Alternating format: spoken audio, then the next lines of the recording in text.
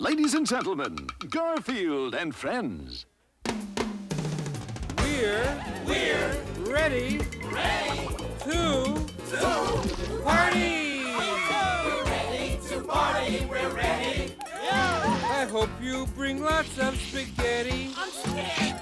Come on in, come to the place where fun never ends. Come on in, it's time to party with Garfield and Friends. Dancing, Fiesta! romancing, Siesta! samba, La Bamba! Ay caramba! Disguises! Surprises! And pies of all sizes! Come on in, come to the place where fun never ends. Come on in, it's time to party with Garfield and Friends. Come on in, it's time to party with Garfield and Friends. Garfield and Friends. It doesn't start till the fat lady screams.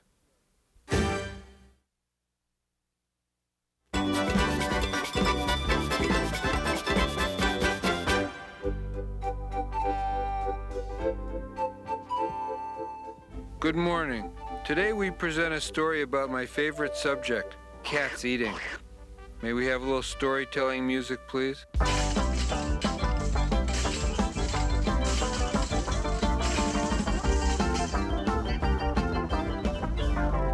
Hey, what do you want on a cartoon show, the London Philharmonic? The Royal Appetite. Once upon a merry time, oh, by the way, this thing's in rhyme, there was a kingdom by the sea as happy as a town could be. The people smiled all the day within this land called Portly Bay. For Portly Bay had everything, including quite a hefty king. His herald warned, "Please stand aside for good King Jonathan the Wide." The people cleared the sidewalk fast so that their king could waddle past. For John the Wide was in his reign, a king as large as his domain. And in this town he was in charge, a royal figure very large, a gourmet and aristocrat. Just take my word, this guy was fat. The people loved their chief of state and cheered each time he gained some weight because this town's economy was based on his obesity.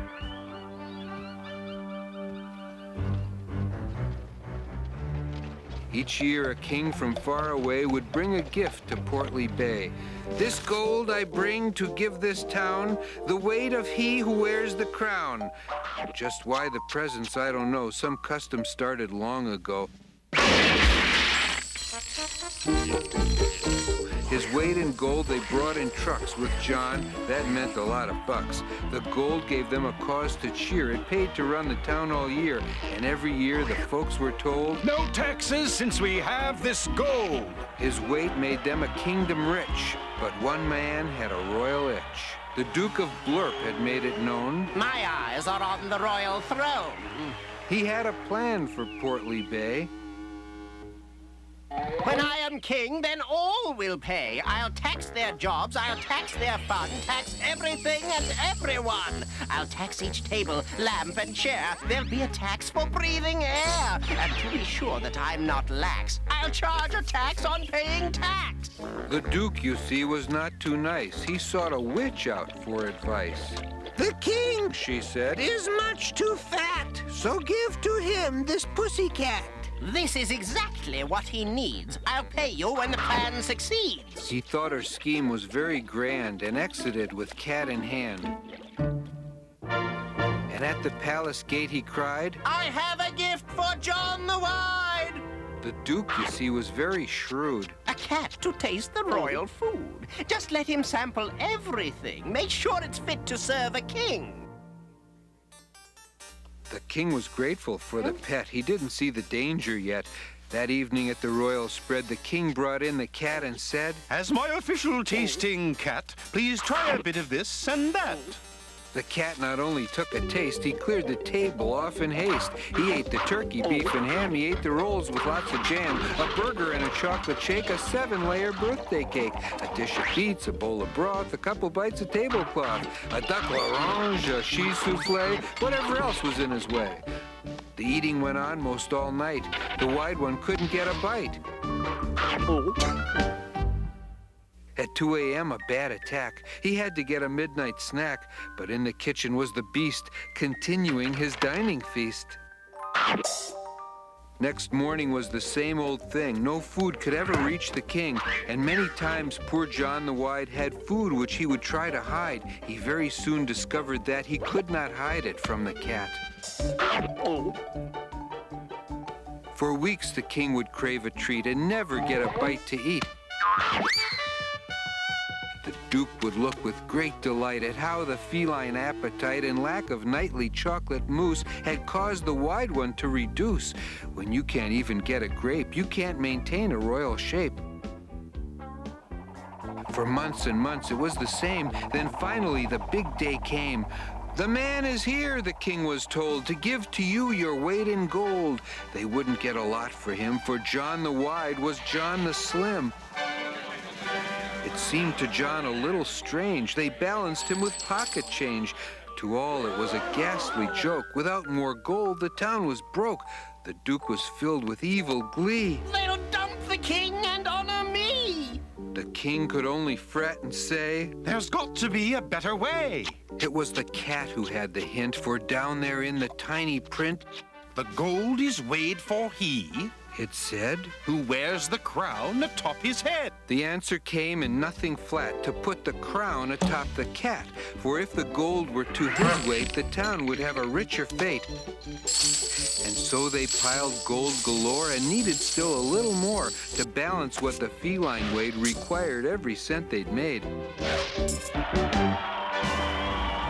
The people cheered and laughed and cried, more gold than earned by John the Wide. The Duke was not a happy man. That witch gave me a stupid plan. And when she asked him for her pay, he told her, Sorry, sis, no way. The Duke forgot it's very rash to stiff a witch expecting cash. She'll cast a spell and you'll become a jackass, mule, or something dumb. So the cat had saved the day for everyone in Portly Bay. The biggest feast they could afford was thrown together as reward. But as he watched the cat consume, the king said with a certain gloom, "To feed him for a year, I feel, means we lose out on this deal." The moral, folks, it must be told, a fat cat's worth his weight in gold. And now this tale I must suspend, for I have come to the finish.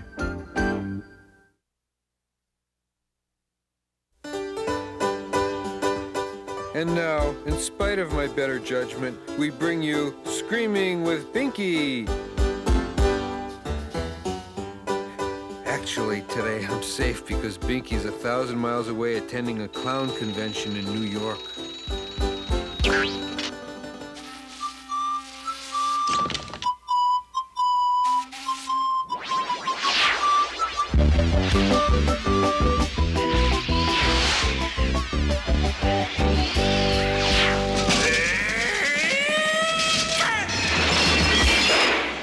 Great connection.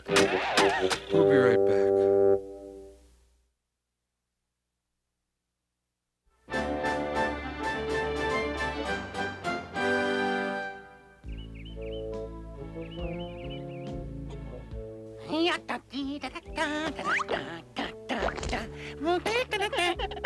Now, this is the face of a prize rooster.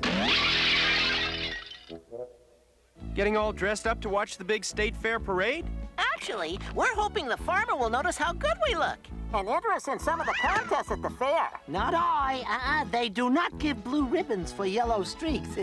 Sorry to disappoint you, but I think the farmer's only taking the pulling team and some of our best vegetables again this year.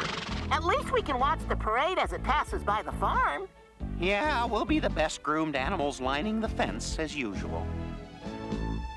I'll see you later then. Aren't you coming with us, Orson? Well, somebody has to stay here and guard the harvest, and that somebody might as well be me. Knock yourself out, Piggo.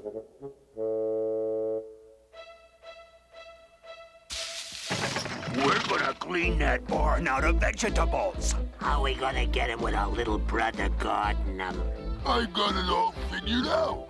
You know how Orson can't resist a book, right?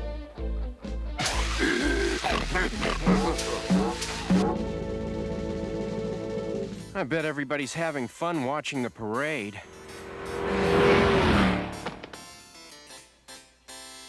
Hey! Ben-Hur, a tale of ancient Rome. Wonder how it got here. Soon came the day of the great chariot race.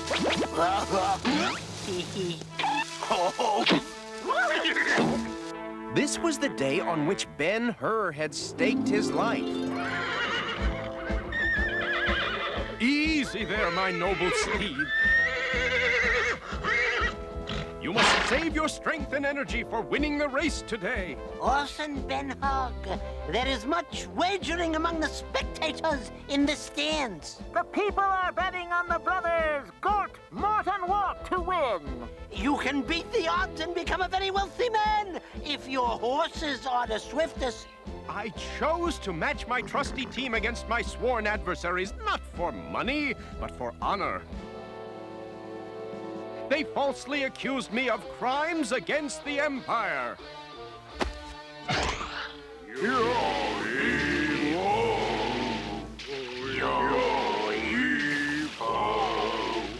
And for this, I was sentenced to spend the rest of my life as a slave on a general's ship.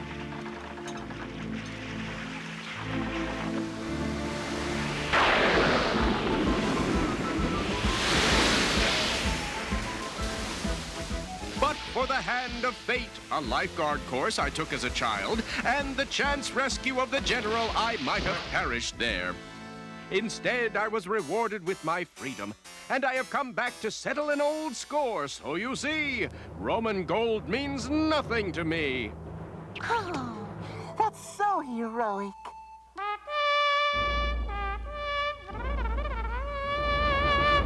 The trumpet calls, and I must prepare.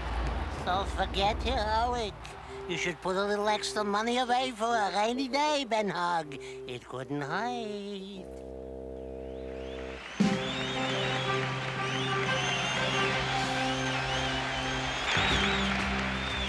Ben-Hur, the spectators are all giving a cheer. Ben-Hur, to the Empire's favorite charioteer. Ben-Hur, his rig may not look too fancy, but Ben-Hur is one speedy pig in a chariot. Ben-Hur, Ben-Hur, Ben-Hur, Ben-Hur, Ben-Hur.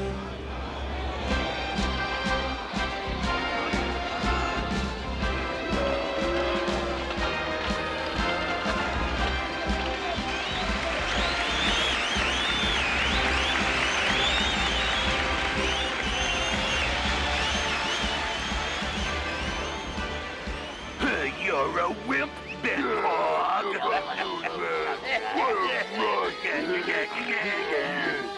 Hooray for Ben-Hur! Hooray! He's my hero-type person.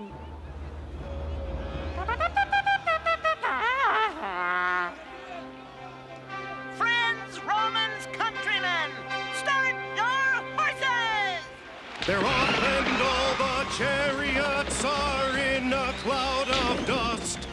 The dust has cleared and Ben's ahead. He'll win this race, he must. But wait, those mean old hoggy boys are up to no good. If Ben hasn't paid his health plan, well, maybe he should.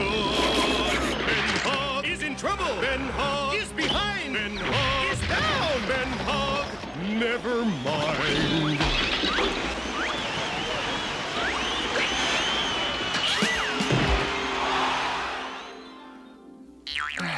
I've got to finish the race and win the prize. Giddy up. I must get back into my chariot. Uh-oh, our brother's coming after us. This'll stop him.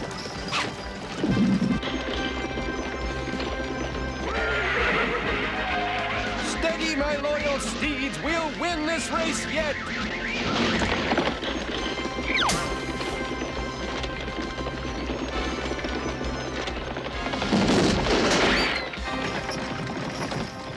Wow, this sure is an exciting parade. Author! I just wish they had more floats. I love floats. Ooh, that one wasn't bad. Too bad Orson wasn't here to see it. Whoa! That one was okay. Faster, you stupid horse!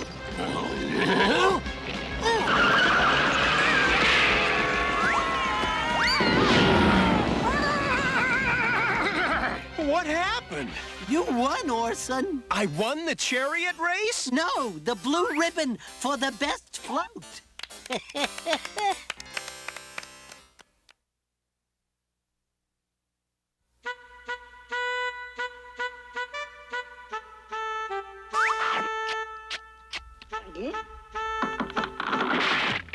This chair isn't level. That's easy enough to fix.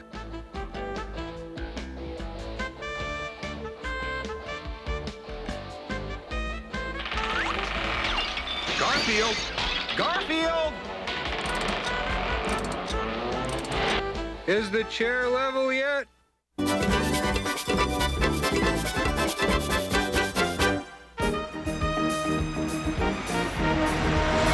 It's about 10 more miles to Cactus Jake's Dude Ranch, guys. Well, you must be really suffering with all that fur, Garfield. I'm fine as long as my supply of snow cones holds out. Hey, Odie, want a lick?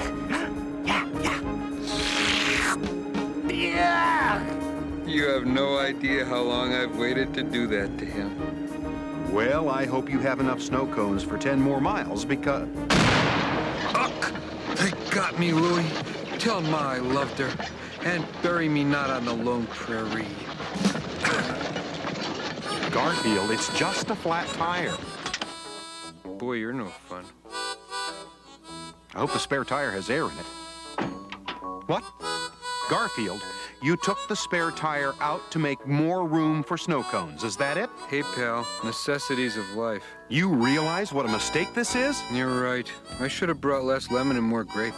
I'm gonna walk back to that gas station we passed a few miles back. I'll be back as soon as possible. Try and stay out of the sun. Well, I'd better save my snow cones for later.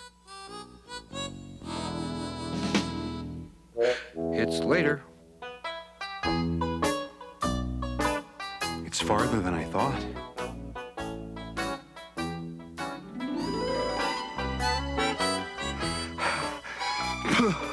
I made it.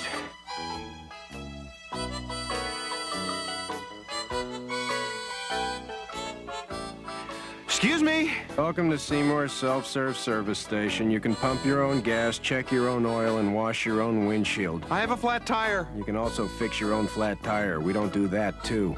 But my cat, my dog, they're out there in the desert all alone.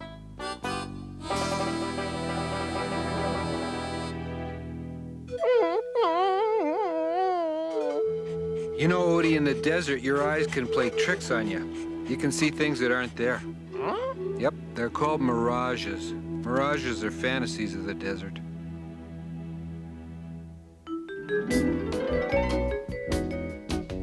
What do you see out there, boy? Odie! Odie, you cashew-brained canine! Odie, it's a mirage! There's nothing out there but desert, and more desert, and more...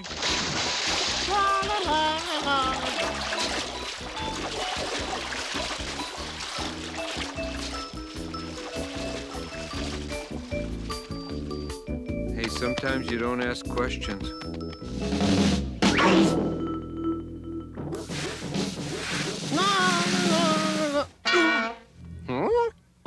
It was a mirage, Odie. A mirage.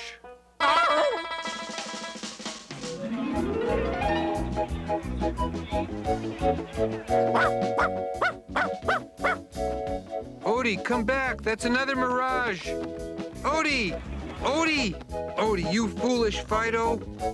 Anyone out there want to buy a dog?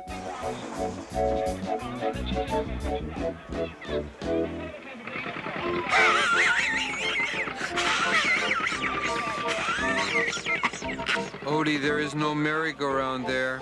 Huh? No, it's a mirage. No merry-go-round. No horsey. No horsey. Odie, your brains are a mirage. Now, let's get walking back to the car. It's that way. Or is that way. Odie, we're lost in the desert.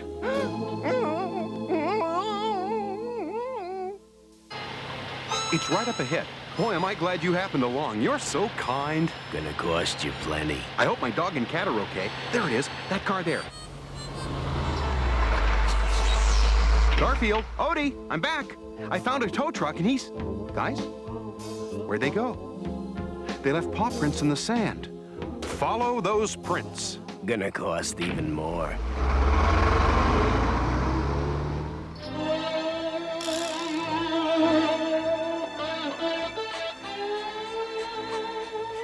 That's it, Odie. I can't go any farther. This is how it ends. Miles from water, miles from civilization, miles from a good Italian restaurant. I'll never see John again. That's sad. Of course, on the other hand, I'll never see Nermal again. It's another mirage. Ignore it. I know it looks like an ice cream parlor, but it's a mirage. You'll end up with a sand sundae. Poor pup. Doesn't even realize this is it. The end. Finito. That's all, folks. No, it's a mirage. I'm not gonna fall for it again. But it looks so delicious. Ooh, okay. Here comes another mouthful of sand, folks.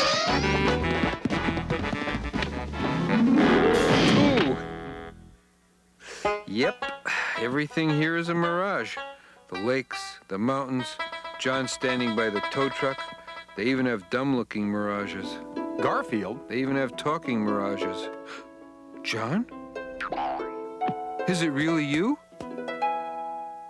It is you! Oh, thank you, thank you, thank you, thank you, thank you, thank you. Garfield, enough. Let's get out of this desert.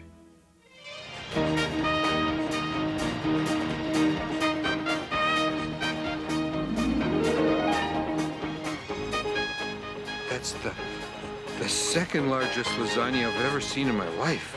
No, Garfield, that's just a mirage. We're back at the car. Please fix the tire as fast as you can. Gonna cost you.